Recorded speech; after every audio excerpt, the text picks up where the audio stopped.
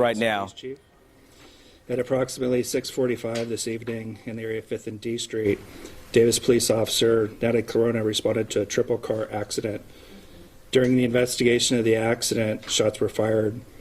Officer Corona sustained a gunshot injuries and was transported immediately to the UC Davis Medical Center, where she passed.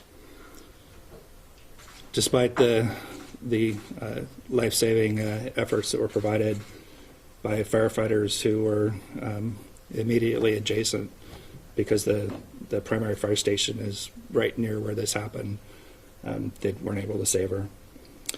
Officer Corona started her career with the police department in 2016 as a community service officer. She was a rising star in the department, and I've known her for a couple of years, and she started as a part-time employee, volunteer, and I can tell you that I haven't seen anybody work harder in a part-time capacity and be more motivated to be a police officer than Natalie. She's just an absolute star in the department, and somebody that pretty much every department member really looked to as a close friend, a sister. And I've heard her describe our officers tonight as our daughter and our friend, and just the sister that we all wanted. This is just an absolutely devastating loss to the police department. She completed the academy just this past July 2018, and she was promoted to police officer when she graduated. She just completed the field training program and has been out on her own for just a couple of weeks. Natalie is 22 years old and is survived by her parents, who have been notified about what happened.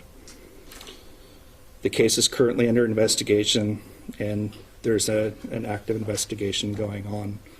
At this point, we've turned over the criminal investigation to the Sacramento Sheriff's Department, and they told us that they would take the lead, and we're allowing that to happen.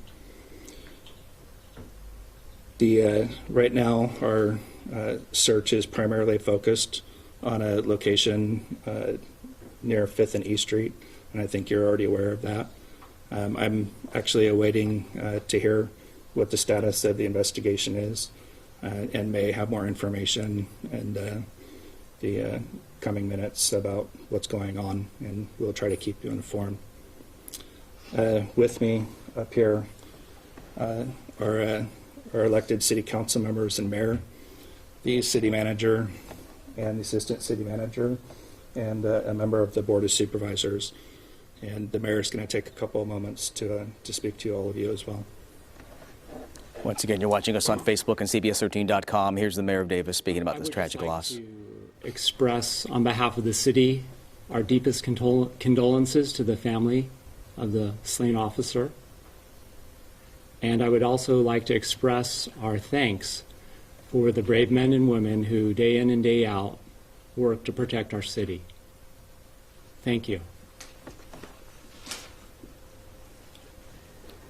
And with that, the hearts are heavy tonight for a 22-year-old rookie police officer, Natalie Corona, seen here.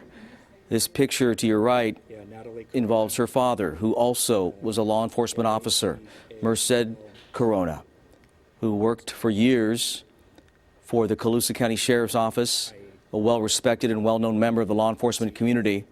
And again, Adrian, this was just an image just from a few months ago, and putting the badge on his daughter, and just look at her face. She's, for one, beautiful. Secondly, I bet you she was tough as nails. You have to be to want to be a law enforcement officer.